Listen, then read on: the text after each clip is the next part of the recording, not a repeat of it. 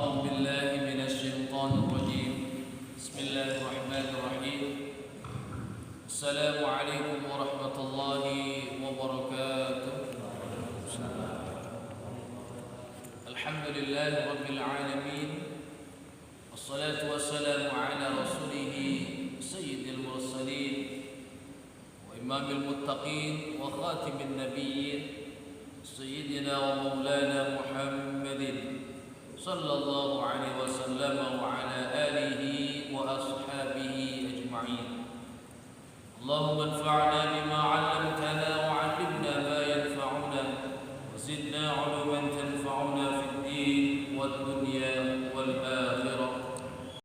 اللهم اهدنا بهداية القرآن ونور قلوبنا وصدورنا وأفكارنا بنور القرآن، وارحمنا بحرمة القرآن وانصرنا بنصرة القرآن، واغفر لنا بشفاعة القرآن، واجعل القرآن حجة وشفاعة لنا يا الله يا رب العالمين. الفاتحة. أعوذ بالله من الشيطان الرجيم. بسم الله الرحمن الرحيم. الحمد لله رب العالمين الرحمن الرحيم مالك يوم الدين.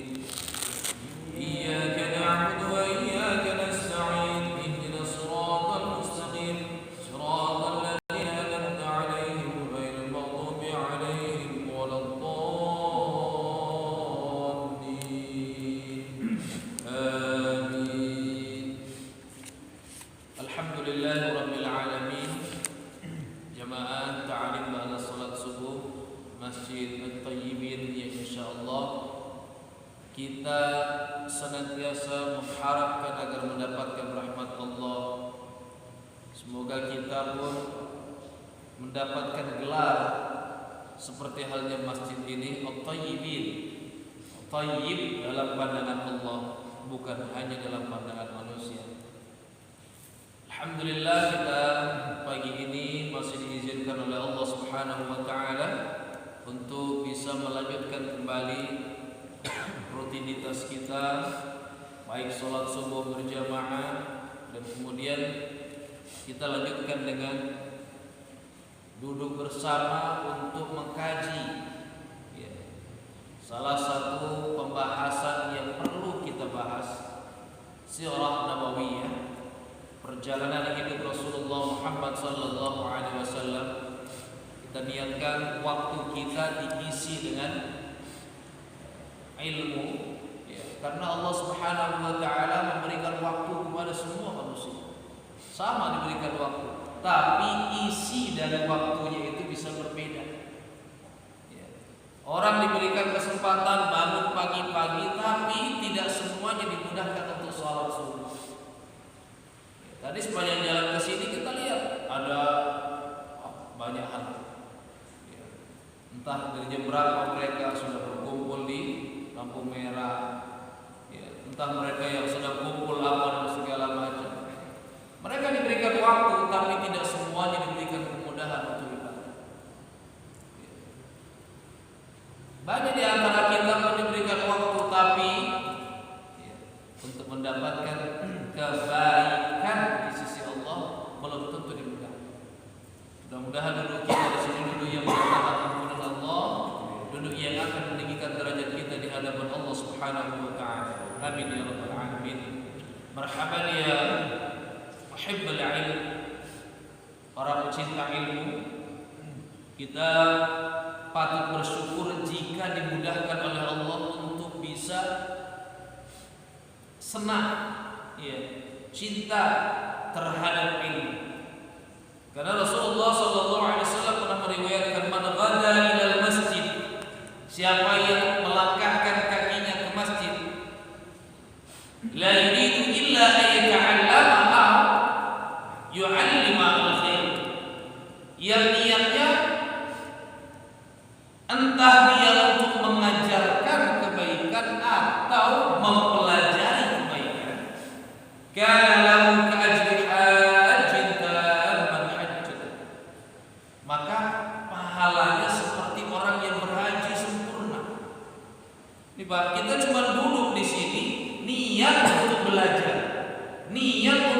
menyebarkan kembali apa yang kita dapatkan di sini, Allah catat pahalanya seperti orang yang berhaji sempurna. Ini hadis rawahu Tabrani, ya, bahwa kita ini masyaallah ilmu itu membuat peranan yang luar biasa. Ya.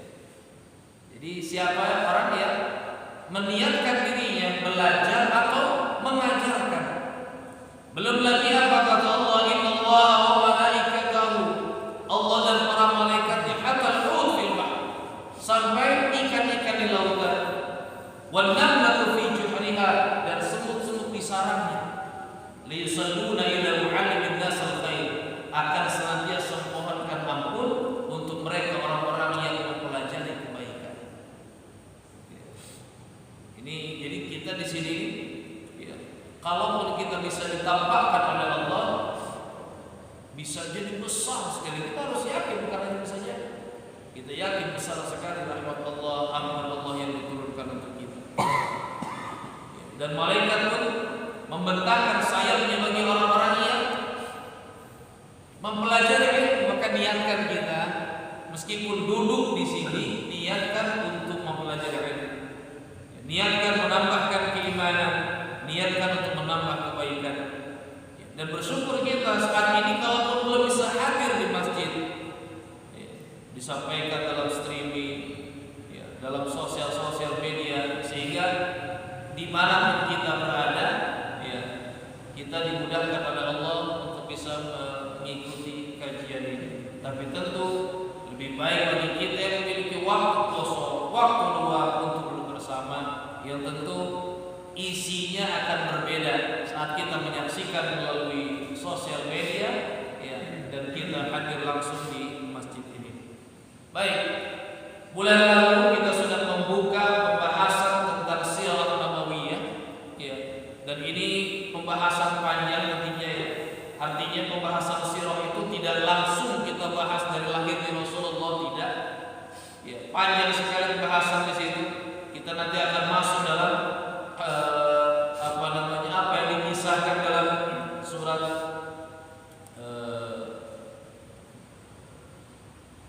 Al-Balad. Ada orang-orang yang dibakar, ya, di zaman dulu sebelum datangnya Rasulullah Muhammad SAW. Itu ada hubungannya, ya, perjalanan panjang Nabi Ibrahim alaihissalam, ya, kemudian sampai datangnya kabilah-kabilah.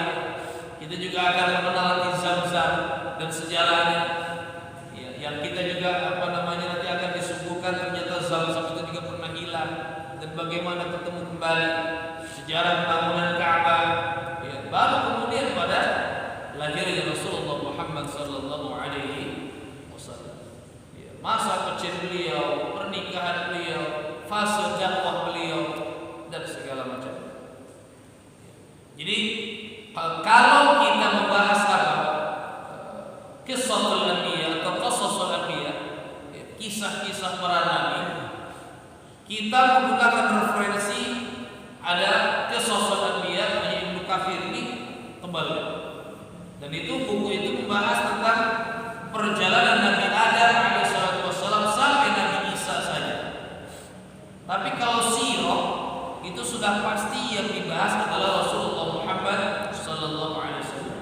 Sebagai contoh kitab Ar-Rahiqul Maktum, ya, ini punya Syekh Rahman Al-Maghfuri. Ya, ini satu orang saja yang dibahas di sini. Ini Rasulullah Muhammad sallallahu alaihi wasallam. Ya. Dan saya ambil rujukan juga dari beberapa kitab yang berkaitan dengan sirah, yang nanti di sini para jamaah sudah kami suguhkan dengan penggabungan beberapa sumber, sehingga ini kita bukan mengambil daripada katanya, ya, tapi bahwa diambil dari kitab-kitab yang disusun oleh para ulama. Apa hikmah daripada atau manfaat mempelajari sirah? Ma'rifatu ta'lim siratin nabiyyah sallallahu alaihi wasallam. Yang pertama tentunya saat ini, Pak, banyak anak-anak kita ini masya Allah ngefans kepada sesuatu.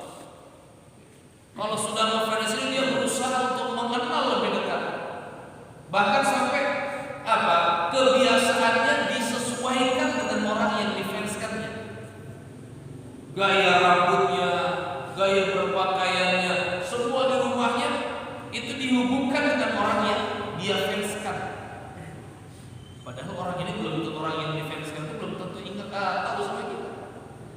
Kita ngefans pada seseorang, gila betul semua orang itu. Orang itu belum tentu mikirkan kita.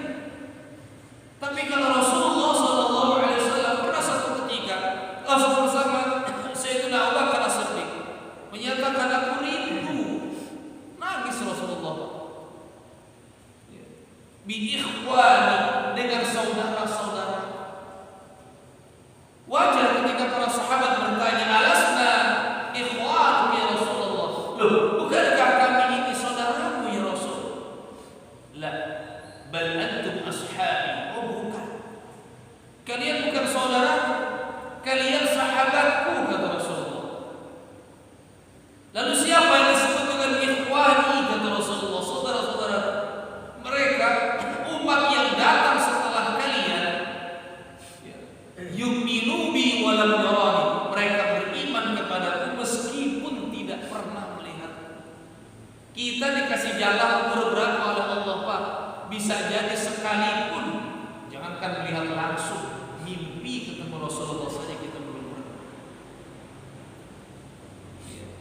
Tapi kita sangat ingin mengetahui bagaimana kepribadian Rasulullah Muhammad sallallahu alaihi wasallam. Maka jelas hikmah atau manfaat daripada belajar sirah yang pertama, ma'rifatun Nabi sallallahu alaihi wasallam. Kita mengenal sosok Nabi Muhammad sallallahu alaihi wasallam. Bagaimana fasilnya beliau? Ya, sebelum kelahirannya, bagaimana fase beliau lahirnya? Fase terpisah dari ibundanya, entah bersama Khuwaibah atau Halimah As-Sa'diyah. Fase kembali ke pelukan ibunya. Fase dengan kakeknya 2 tahun. Apa yang dapatkan selama 2 tahun? Mengapa Allah titipkan beliau kepada kakeknya?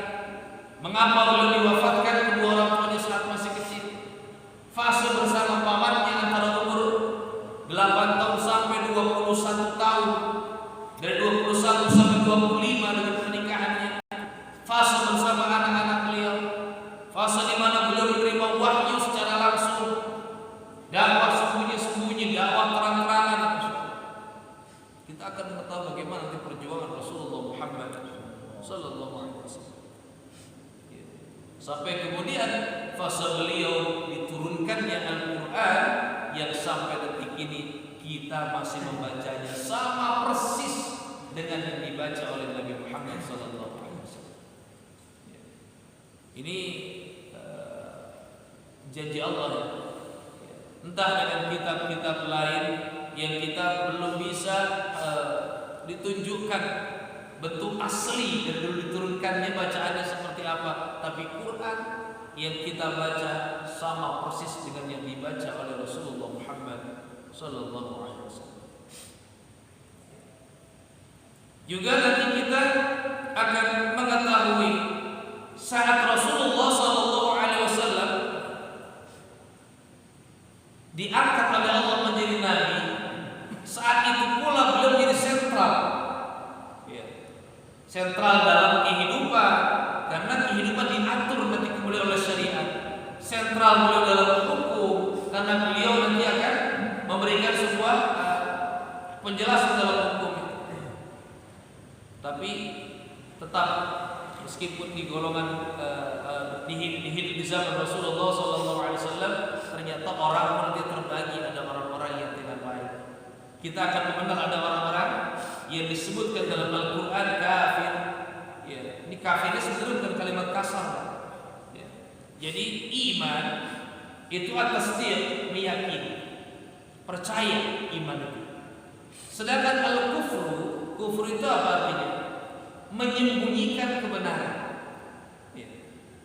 Sehingga orang-orang yang tidak beriman, yakni kafir, itu orang-orang yang menyembunyikan kebenaran. Ya. Mereka tahu bahwa itu benar, tapi mereka menyembunyikan itu.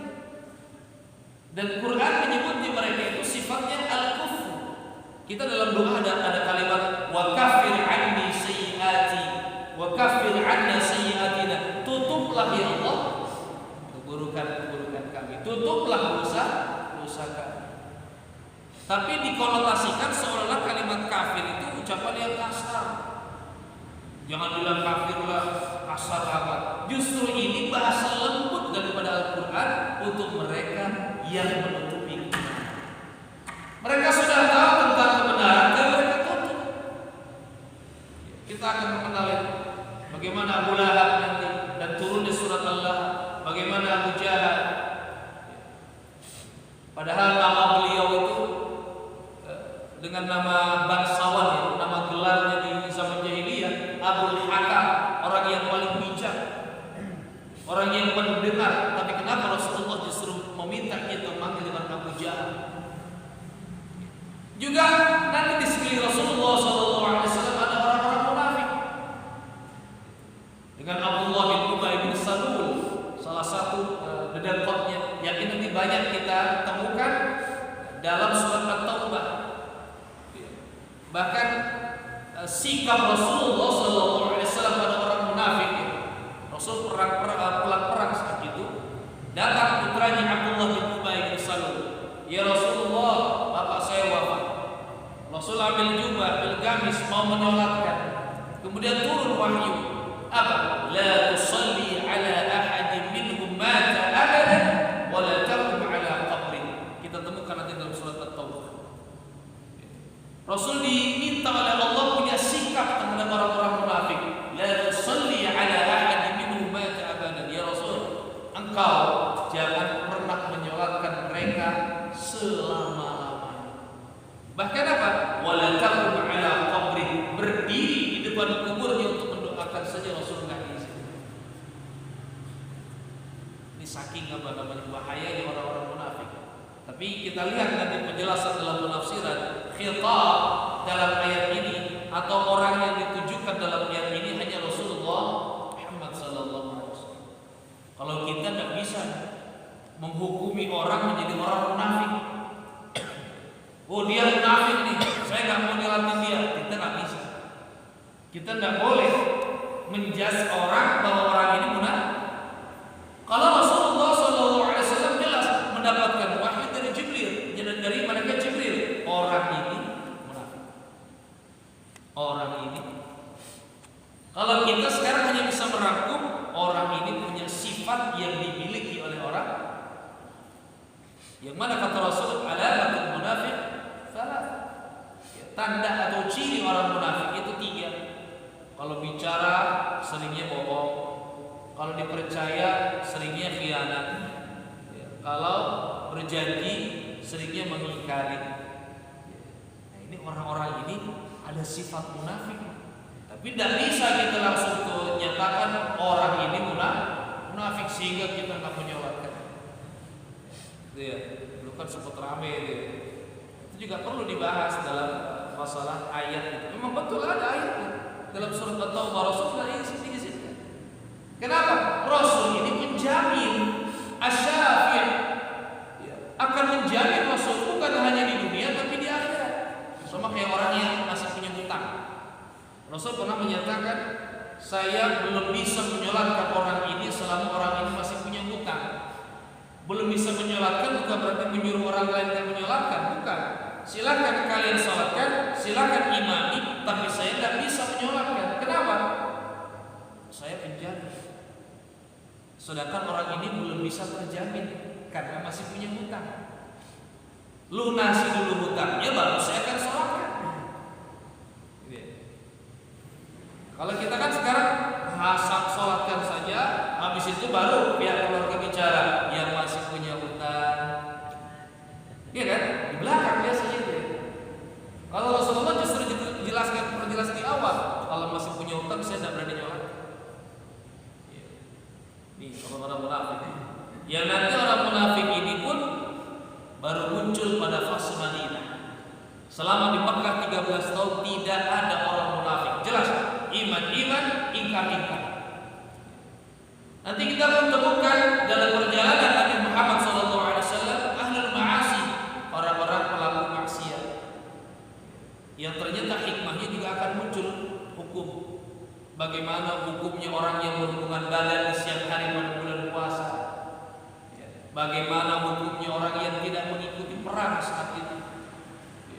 Disebutkan wa'ala thalathati dan untuk 3 orang, salah satunya Ka'ab bin Malik yang tidak ikut perang Tabuk waktu itu ya. Sampai akhirnya diisolasi, Pak. Tidak diizinkan berbicara kepada manusia 40 hari. Bahkan yang 10 hari terakhir menjelang ke 50 hari turun ayat lagi, keluarganya tidak boleh mencampurinya. Turun hukum dan segala macam. Ada pula pendusta, kita temukan nanti hoax pada zaman Rasulullah. Sudah ada hoax, ya, namanya hadithul ifki, dikisahkan dalam surat An-Nur ayat berapa? 11 sampai dengan 26. Ya, hadithul ifki tentang apa? Sayyidah Aisyah difitnah, Mas. Ya, dibikin berita hoax bersama Safwan ibnu Mu'attal. Ya, setelah perang Bani Mustaliq. Bagaimana sikapnya terhadap orang-orang yang terbiasa menyebarkan berita hoax? Di Quran juga ada.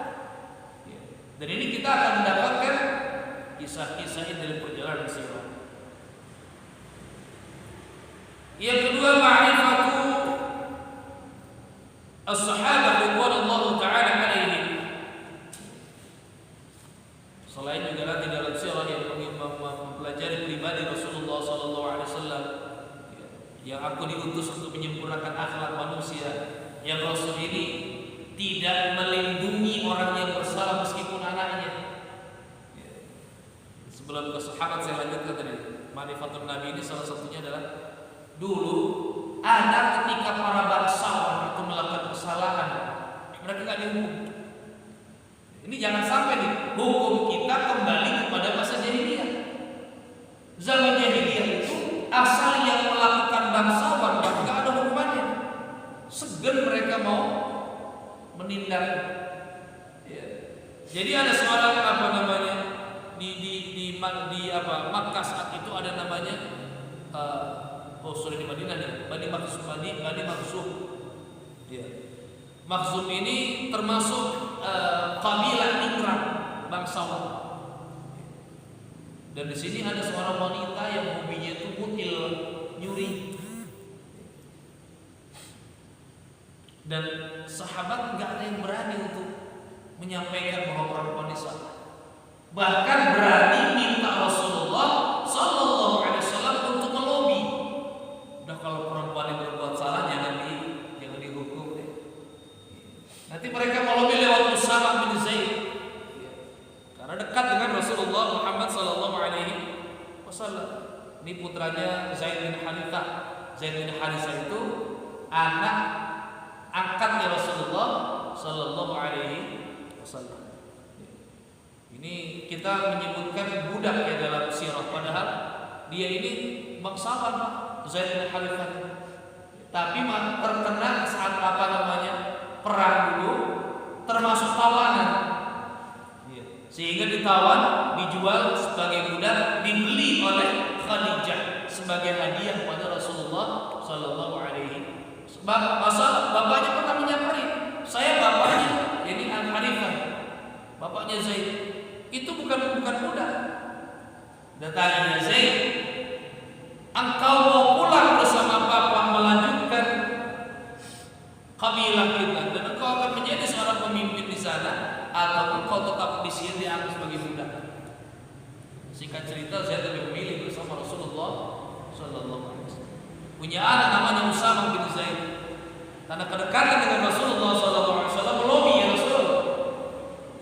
Lagi ramai di pasar, ada orang yang nyuri. Masalahnya yang nyuri ini orang terhormat. Tak apa-apa ya, jangan dihukum. Disitulah kita akan mendapatkan hadis yang sampai saat ini kita dengar. Lau kanat Fatimah binti Muhammadin saraqa laqata'tu yadaha. Jangankan orang terhormat, kalau putriku Fatimah binti Muhammad mencuri, aku akan potong tangannya.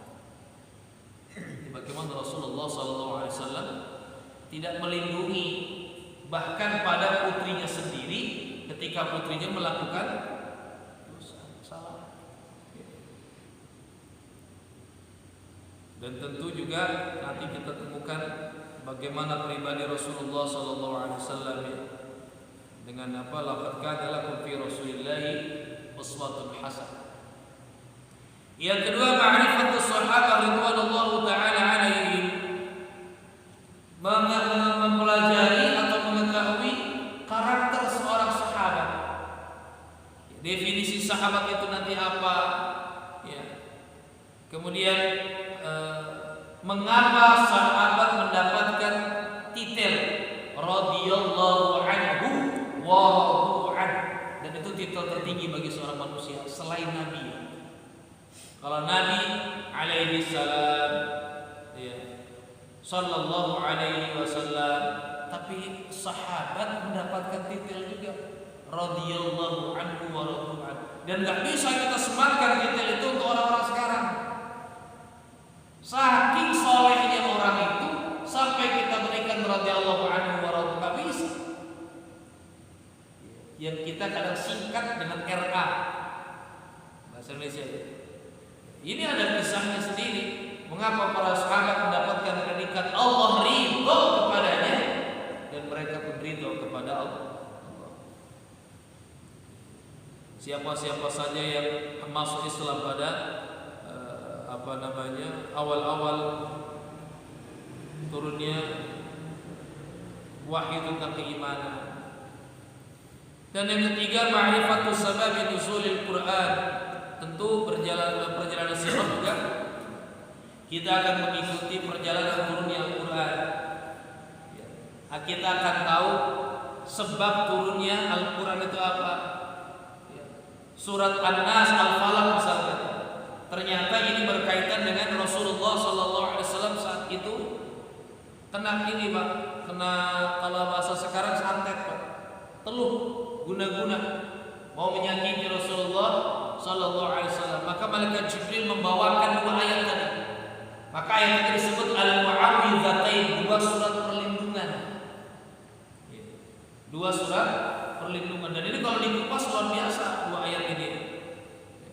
Contoh misalkan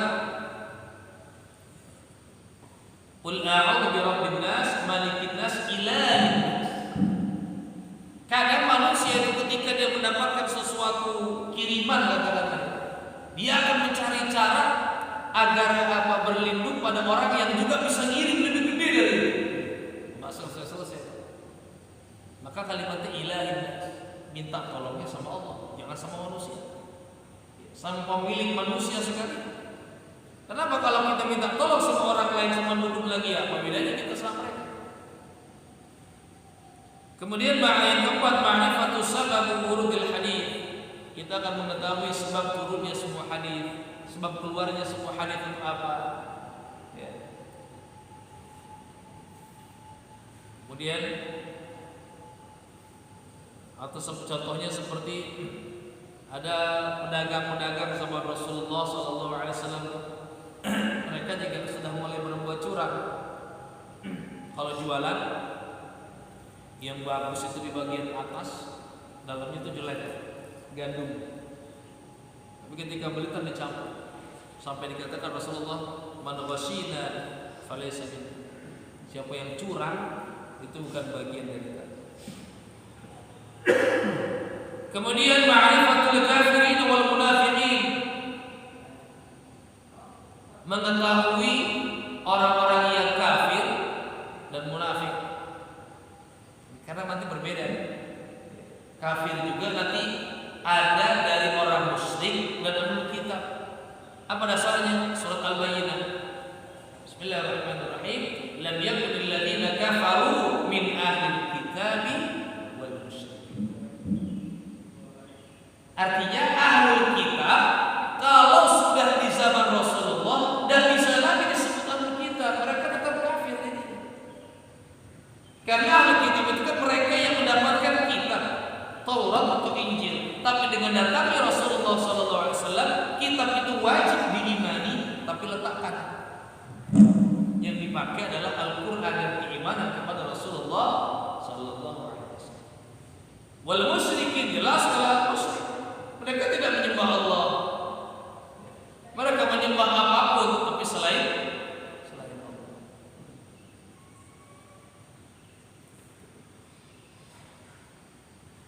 Ada apa namanya? Bagaimana orang-orang yang kafirin dan mereka betul-betul berani ya dalam memerangi Rasulullah SAW. Contoh tadi surat Al-Lahab.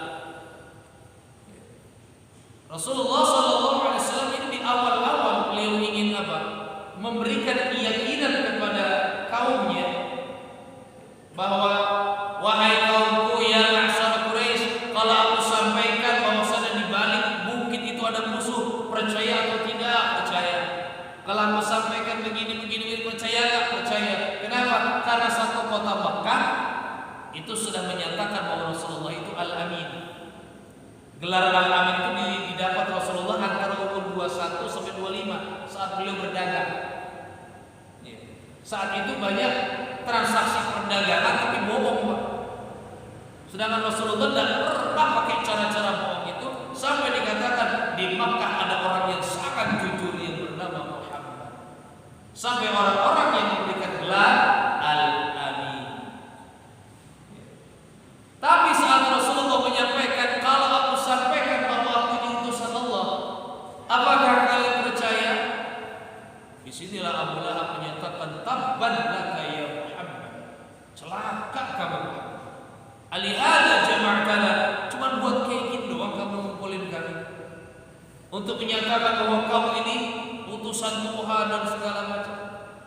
Diturunkanlah kalimat tabbat yada abi lahabin wa tabba, celaka kedua tangan Abu Lahab, dan betul-betul celaka.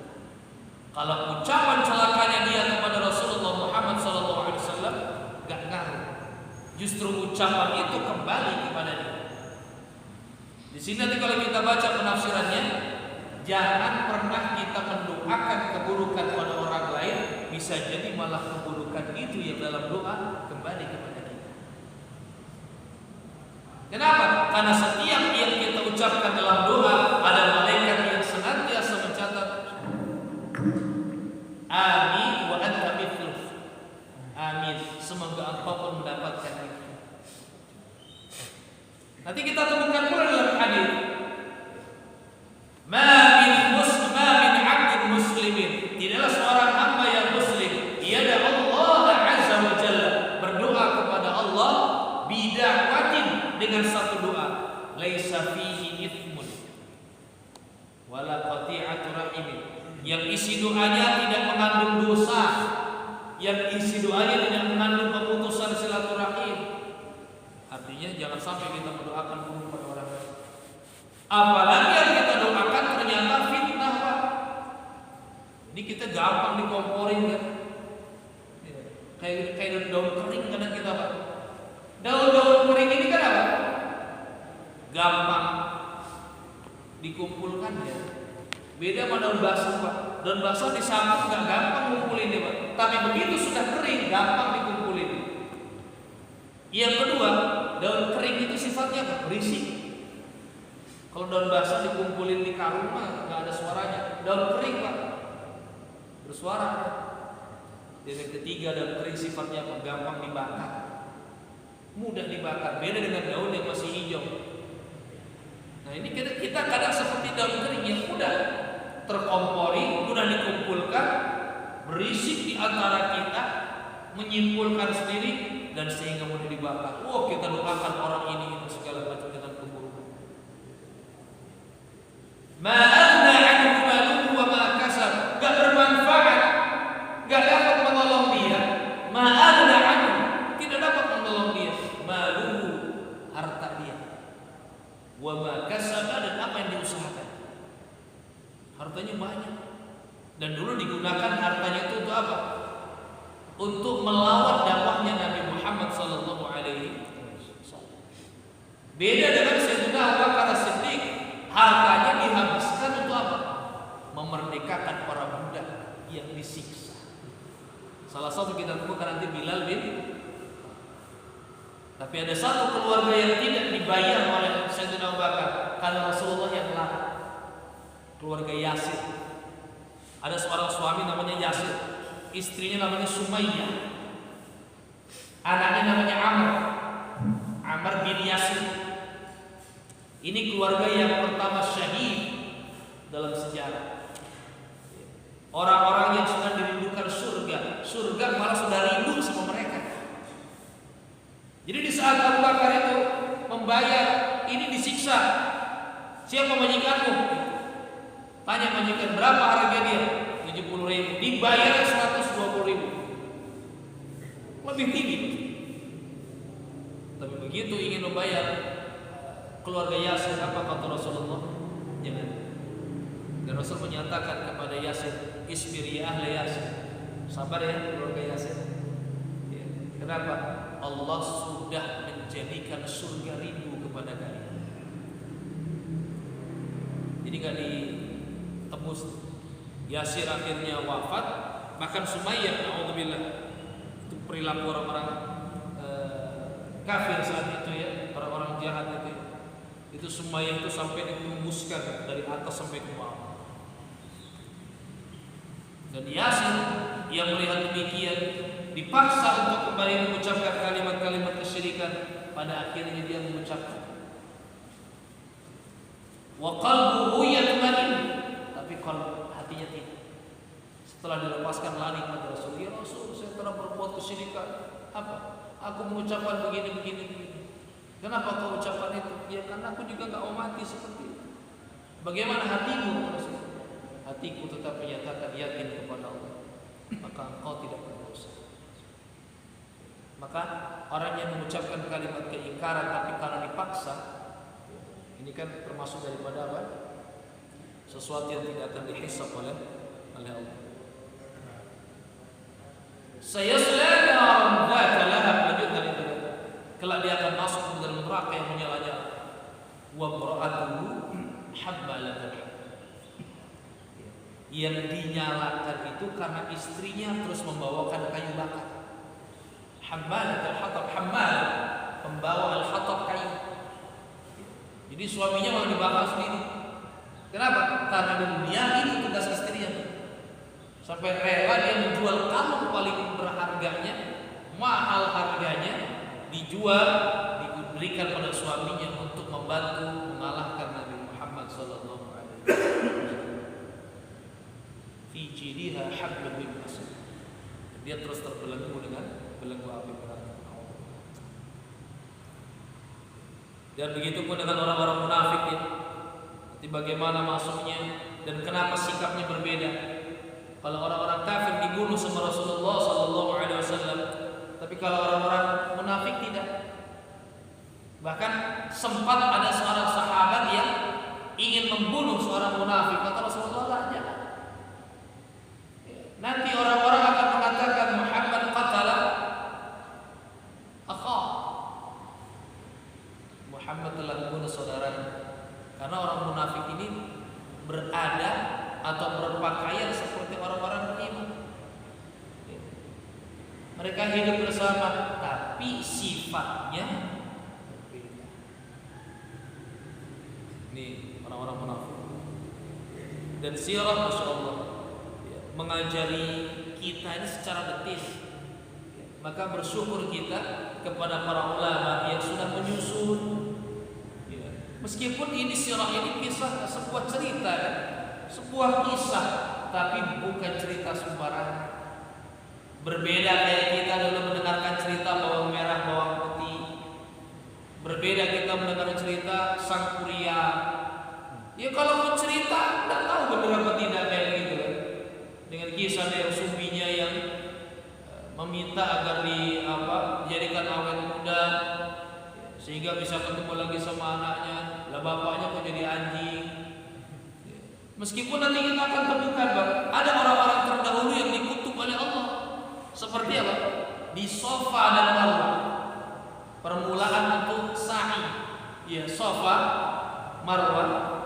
Dulu sebelum Rasulullah SAW menghancurkan berhala-berhala, ada dua berhala. Namanya Isa di Safa dan Nailah di Marwah. Ini adalah orang yang dikutuk oleh Allah menjadi batu. Dua orang ini berbuat maksiat di hadapan Ka'bah. Lagi musim haji, karena kalau dulu orang mau janjian itu pasti ketemu kalau musim haji. Asal musim haji orang berangkat ketemuan tuh asal musim haji. Nah ini Ishaq sama Nailah ini dua orang yang sedang jatuh cinta, nggak diizinkan direstui oleh orang tuanya. Mereka sepakat bertemu biar bisa bareng-bareng saat kapan? Saat musim haji. Tapi akhirnya mereka berbuat sesuatu yang buruk sampai akhirnya oleh Allah dikutuk kata-kata menjadi batu. Tapi herannya sama orang-orang jahiliyah malah disembah. Nanti namanya Amr bin Luhai. Kita nanti akan mulai nama-nama yang jarang kita dengar.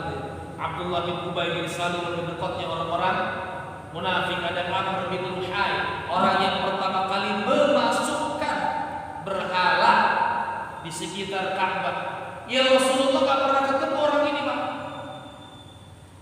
Rasulullah pernah ketemu, gak sezaman, tapi Rasul diperlihatkan dalam mimpinya. Aku diperlihatkan oleh Allah, Amr bin Luhai dalam kobaran api sambil memegangi ususnya, kata Rasulullah. Ini hati-hati kalau kita menjadi orang yang pertama mengajarkan keburukan. Alhamdulillah. Kita tinggal di satu tempat ya Pak. Kemudian kita bisa masukkan sebuah paham, bisa masukkan sebuah kebiasaan yang itu biasa buruk. Tapi orang-orang mengikuti kita pada akhirnya. Alhamdulillah, jangan sampai seperti Amr bin Luhai.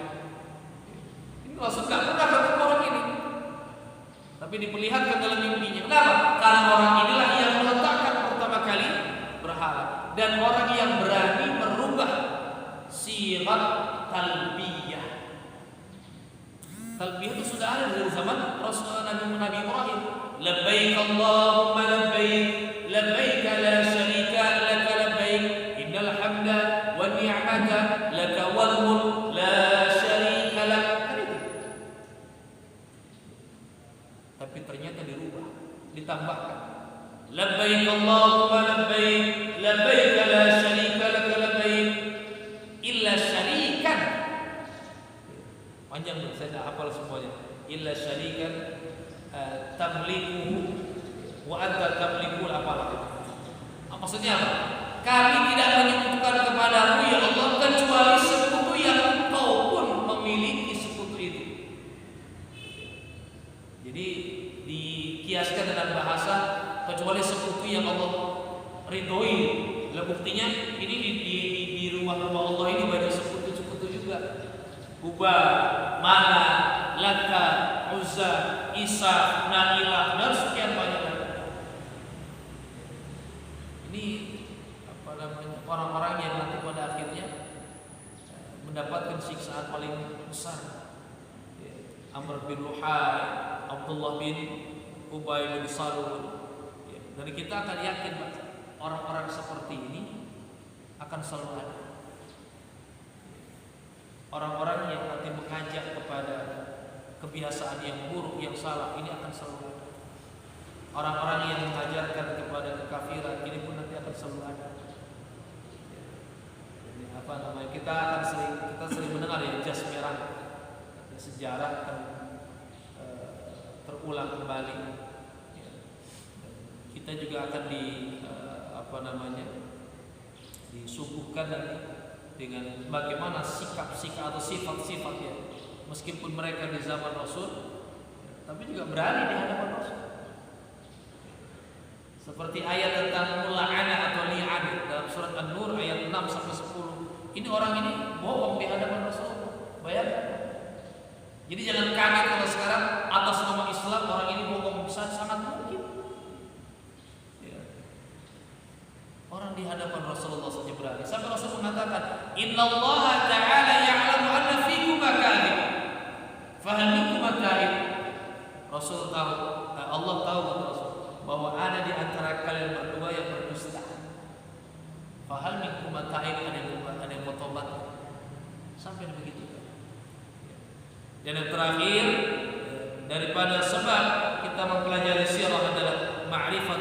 Islam al-Hanif. Kita akan mempelajari agama kita nih secara komprehensif ya. Bagaimana hukum-hukum dalam Islam. Ya, kenapa sih 13 tahun Rasulullah hidup di kota Makkah sudah menjadi nabi tapi belum diperintahkan untuk sholat? Kenapa sholat dimunculkan akhir periode Mekah? Ya. Kenapa penanaman akidah dulu? Ya, jadi yang 13 tahun itu tentang akidah. Ayat-ayat yang turun belum ayat-ayat tentang hukum, tapi ayat-ayat tentang apa? Keesaan Allah, ayat-ayat tentang tauhid, ayat-ayat tentang kauniyah, penciptaan dan segala macamnya. Maka nanti kita akan temukan karakter ayat-ayat yang turun di Mekah adalah tentang penghambaan diri kepada Allah, tentang tauhid, tentang keesaan, tentang alam, tentang penciptaan. Karena merubah kebiasaan itu sulit, Pak. Butuh waktu yang lama. Apalagi kalau sudah masuknya dalam keyakinan. Ini contoh nih. Kadang orang lebih takut katanya dibanding dengan hukum itu sendiri. Katanya nih, katanya. Mereka takut katanya. Contoh ya, ini masalah khilaf sebetulnya. Ya. Kita masuk dalam bab muamalah. Ya. Muamalah. Kenapa muamalah? Karena ini bukan ibadah. Contoh 4 bulanan, 7 bulanan. Kalau hamil, tahlilan 3 harian, 7 harian. Ini muamalah. Dia bukan ibadah. Kenapa disebut muamalah? Karena di tempat-tempat tertentu saja adanya. Kalau ibadah sudah pasti dimanapun pasti akan ada. Dan orang lebih takut kalau nggak 4 bulanan, nggak 7 bulanan, nanti takut anaknya begini-begini. Sudah tersugestikan tuh, makanya dia membela, bikin acara, bikin syukuran. Tapi setelah lahir anaknya, akikahnya malah ditinggalkan. Padahal itu yang diancam sama Rasulullah. Padahal itu yang diancam sama Rasulullah. Bahwa setiap anak yang dilahirkan tergadai dan bisa dilepaskan dengan akikahnya. Tapi kita kadang lebih takut katanya di masyarakat tadi. Gak ngadain acara 7 bulanan, wah rame nih pensiun. Teranaknya begini. Begitu udah lahir udah gak dipikirin lagi. Padahal Rasul menyatakan kullu mauludin murtahan bi aqiqati. Tadi juga apa? Masalah 3 harian itu juga muamalah. Silakan mengadakan. Itu dalam rangka mendoakan. Begitu ya.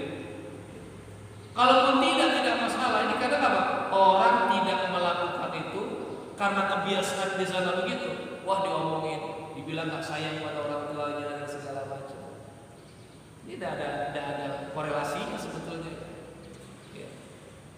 Bisa jadi dia berpikir begini, bapak saya wafat aja tinggalkan utang banyak. Sekarang saya nggak punya apa. Kalau saya ngadakan acara begitu juga butuh duit.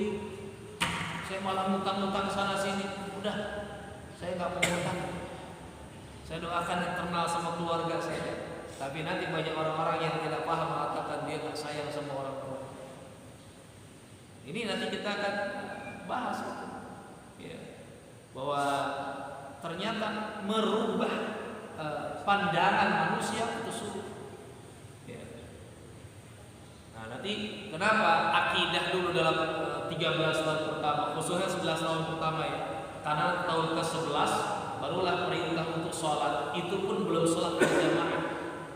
Sholat berjamaah baru diperintah nanti ketika di Madinah. Setelah diperintahkan sholat, perintah kedua apa? Jihad. Begitu sudah masuk ke kota Madinah punya dukungan, maka berjihad. Perintah puasa, ayat-ayat tentang hukum, makanya baru turun di Madinah. Ya, bagaimana ayat-ayat tentang hukum muamalah, jual beli, hati-hati dengan kecurangan, masalah hutang. Sampai ada ayat yang hutang, Pak. Ayat terpanjang dalam Al-Quran, Al-Baqarah 283 itu tentang gadai. Ya. Sebetulnya sudah masya Allah, sudah sangat lengkap. Sampai adab bertamu pun disampaikan dalam Al-Quran. kalau kita mengkaji sirah ini, sekalian kita juga mempelajari agama Islam ini secara komprehensif. Dan ini kadang memang kita jadikan ya salah satunya program saat kami membimbing para jamaah umroh. Ya, kita kadang adakan juga umroh sambil belajar sirah. Ya, saya meminjam istilahnya Ustaz Happy Andi Bastani juga dalam kitabnya beliau ya. Karena kami juga satu tim ya. Umroh sambil belajar sirah. Kenapa? Karena itu tempat yang paling dekat untuk belajar sirah, langsung di situ. Itu jadi kadang menjadi sebuah nilai tersendiri. Dan kita mudah-mudahan juga diberikan kesempatan oleh Allah ya, berangkat itu bukan hanya sekedar menjalankan ibadah umrohnya, tapi kita mengetahui apa yang disampaikan dalam sirah lebih dalam, lebih jelas. Oh, mana sih namanya Hadiqah Bani Sa'idah ya. 4 dulu bertikainya Muhajir dan Ansar dalam memilih memilih khalifah ya setelah wafatnya Rasulullah sallallahu alaihi wasallam. Ya, sampai Rasulullah saja belum dimakamkan. Ya, ini nanti para ulama menunjukkan apa? Lebih utama memilih pemimpin didahulukan. Ya, jadi sampai Rasulullah SAW saja belum dikebumikan. Ya, ini pembahasan kita hari ini ya, berkaitan dengan apa sih sebabnya kita, apa sih manfaatnya kita, apa sih hikmahnya kita untuk mengkaji sirah ini. Ya, ternyata yang pertama untuk mengenal lebih dekat dengan Rasulullah SAW. Ya, beliau wajib kita jadikan fans kalau bahasa sekarang. Kenapa? Meskipun beliau tidak ketemu kita, tapi beliau mikirkan kita. Bahkan beliau bisa memberikan syafaat. Tapi bagaimana dengan orang-orang yang kita coba fans kepadanya? Wah, sampai gaya hidup kita di rumah segala macam, kenal sama kita tidak? Gitu. Kita akan mengetahui kepribadian Rasulullah SAW yang melalui sirah. Yang kedua, manfaat sahabat radhiyallahu taala alaihim. Kita mengetahui para sahabat, ya, sahabat yang disebutkan nanti as-sabiqun as-sabiqun, as-sabiqun al-awwalun yang pertama-tama, sahabat yang dijamin masuk surga, sahabat yang umum. Ya. Kemudian juga para tabi'in, meskipun mereka berada pada marhalah sahabat, ya, zaman sahabat yang maksudnya tabi'in, tapi dimuliakan. Seperti siapa namanya Uwais Al-Qarni ya. Dia marhalah sahabat ya, tapi masuk dalam kategori tabi'in ya. Bagaimana para sahabat setelah meninggalnya Rasulullah SAW sampai nggak ada yang berani lagi tinggal di Madinah. Kenapa?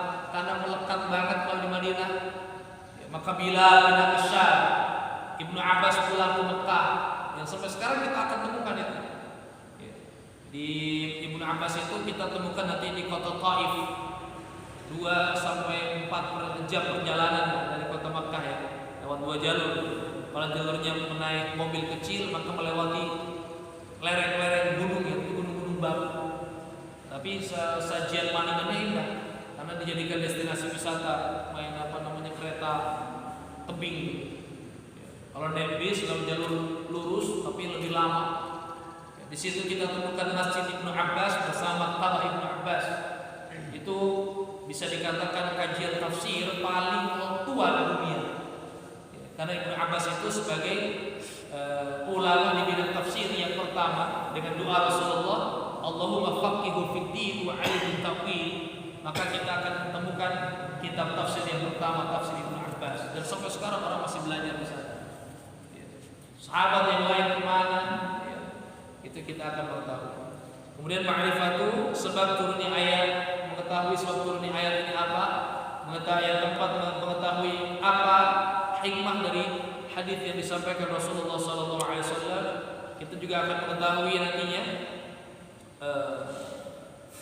filterisasi antara orang yang beriman, orang kafir dan orang-orang munafik.